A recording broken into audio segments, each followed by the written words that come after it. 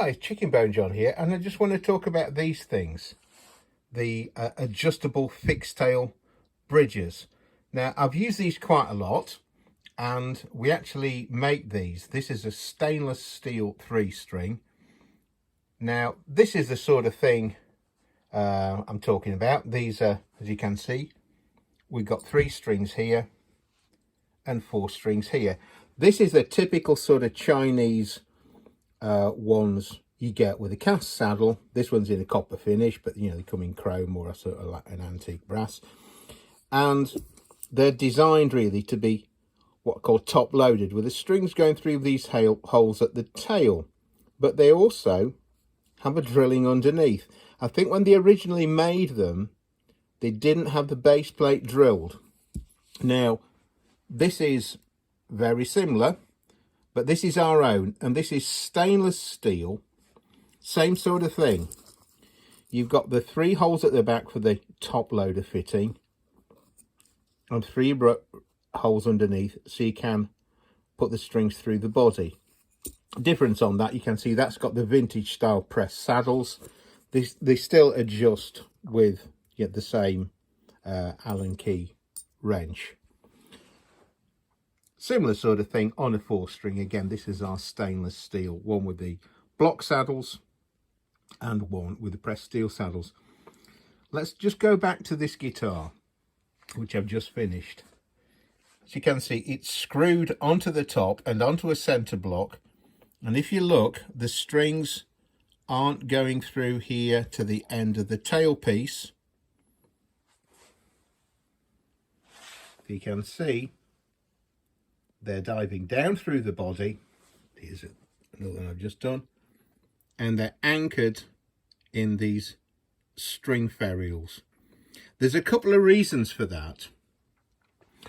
One is it's a more positive anchor, I think, than fixing it into the back of the bridge here. But one thing is, if we look again at this, you can see it's quite a steep break angle where it disappears into the body. Oh, just one other thing on these bridges. These are a wee bit wider, the string spacings, than the Chinese ones. The Chinese ones are 12mm string to string. I don't really like that. Ours are 13. I know it's only a millimetre difference, couple of millimetres on the width of the bridge, but for me, it's just that bit better. These little things matter, I think. And just going back over here, that's the string ferrules that we've used. Now, you could anchor them with any sort of ferrule, you know, just a pop rivet thing, but I would recommend you actually recess them in there.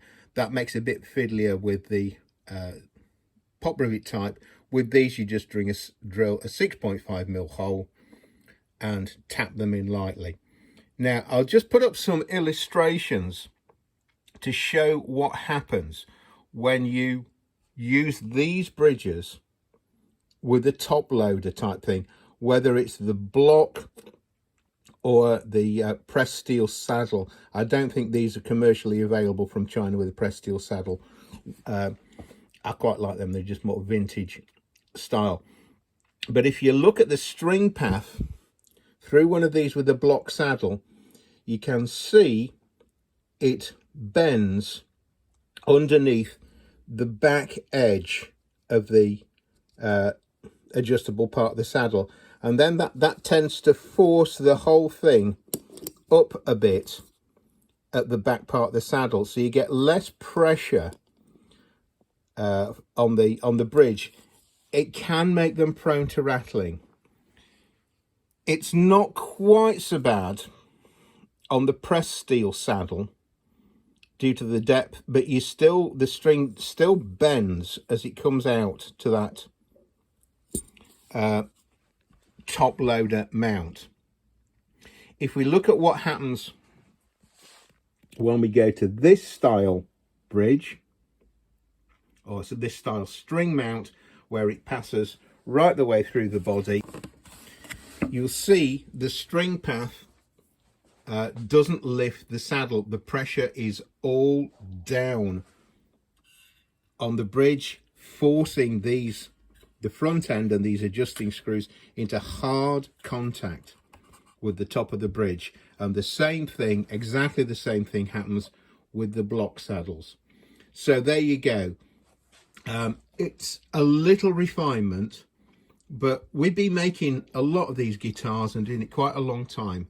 And I think it's these little things that you learn as you make each guitar. You make an improvement. So I used to just screw these bridges on, top load the strings, and they work fine. Occasionally they need a bit of tweaking, and I say they do tend to rattle a bit, especially if the bridges, the adjustable saddles are a bit low. It starts exerting less downward pressure. But this setup, stringing through the body, you know, Fender style, Leo Fender got this right. So I'm just doing what Leo Fender did. So, you know, steal ideas from other people or borrow ideas from other people. It works great. I'm not going to reinvent the wheel. I must admit, this is a little bit fiddlier to install, because what I do, I get the bridge all set up and mounted like this, take the strings off, and then I actually, where the holes are underneath here, with this in place, I'll drill through the body. I drill through the center one with a long drill. Just do that one because it can be a bit whippy, and I do it on a bench drill, on a pillar drill. Get the center ferrule, then a mark off either side, and then put the countersinking in with a 6.5mm drill here on all these. Re-drill from the top again to make sure I've got a clear run through from the top of the bridge through to here, and just tap those ferrules in, and away you go. Right, that's my top tip for today. Hope that's of some interest. Bye for now.